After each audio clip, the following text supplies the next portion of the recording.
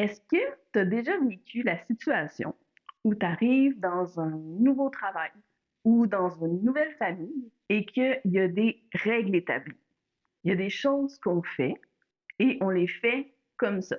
Et à la question pourquoi on fait ça comme ça, ben la réponse c'est parce que c'est comme ça. Je sais pas si tu es comme moi, mais c'est quelque chose avec laquelle j'ai énormément de difficultés. J'ai besoin que les choses fassent du sens pour avoir un vrai élan du cœur pour les faire. Me faire dire que c'est comme ça parce que c'est comme ça, moi, c'est pas une réponse satisfaisante. Et il y a le théorème du singe qui explique comment socialement on en arrive à perdre notre pensée critique, notre libre pensée pour adopter la pensée dominante. Je m'appelle Émilie Grégoire et je suis formatrice et coach en communication consciente pour Propulsion Communication. C'est une entreprise que j'ai créée pour t'aider à t'exprimer plus facilement, plus clairement et pour t'aider aussi à te faire une vie qui t'inspire et qui te ressemble pour vrai. Alors, le théorème des singes, je t'explique. On met 5 singes dans un endroit clos avec une échelle et une banane au bout de l'échelle. Donc, qu'est-ce qui arrive? Bien évidemment, un singe grimpe dans l'échelle, mais quand le singe est dans l'échelle, les autres singes se font asperger avec de l'eau froide. Donc, évidemment, ils n'aiment pas ça.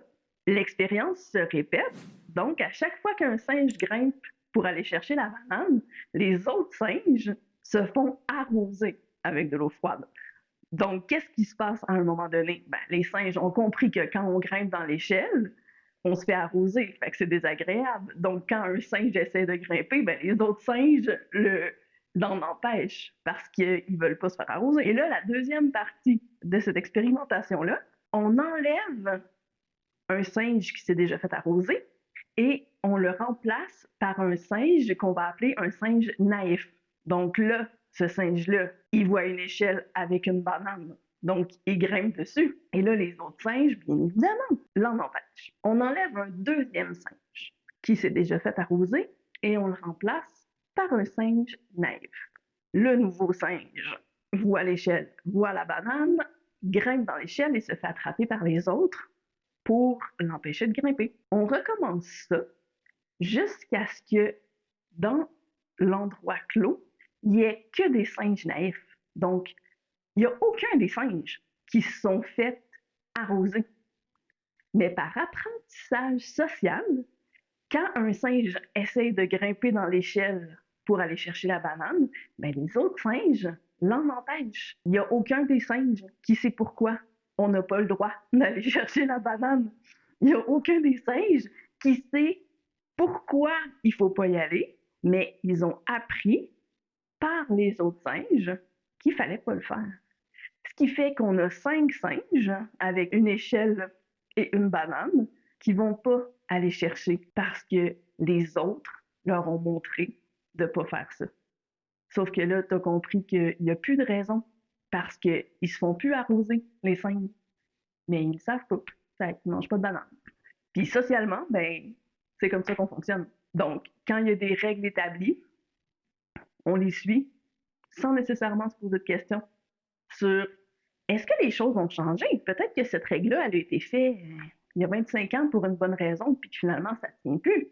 Est-ce que socialement, c'est encore utile? Est-ce que c'est encore une croyance ou une règle qui aide le bon fonctionnement ou qui finalement nuit ou prend plus de temps? Même chose pour les procédures. Dans une équipe de travail, ouais, mais on fait ça comme ça. Est-ce qu'on fait ça comme ça parce que c'est la meilleure façon de le faire? Ou on fait ça comme ça parce qu'on fait ça comme ça? Bref, je t'invite à réfléchir à ta vie, à toi, puis te demander, hein, c'est quoi les choses que je fais, puis que je sais même pas pourquoi je les fais. L'idée de ça, c'est de remettre ta vie à toi, à ton goût du jour, et pas juste de faire ben, ce que les autres t'ont toujours montré à faire, juste parce que pour eux, c'était ça l'évidence. Si ça fait du sens, ce que je te dis, fais-moi un pouce bleu. J'ai fait un guide Apprendre à dire non en 6 étapes sans créer de conflit et tu peux le télécharger gratuitement. Il est dans la description. Si tu penses que ça peut aider des gens autour de toi, ben n'hésite pas à partager la vidéo. C'est pour ça que je l'ai fait. À tout bientôt!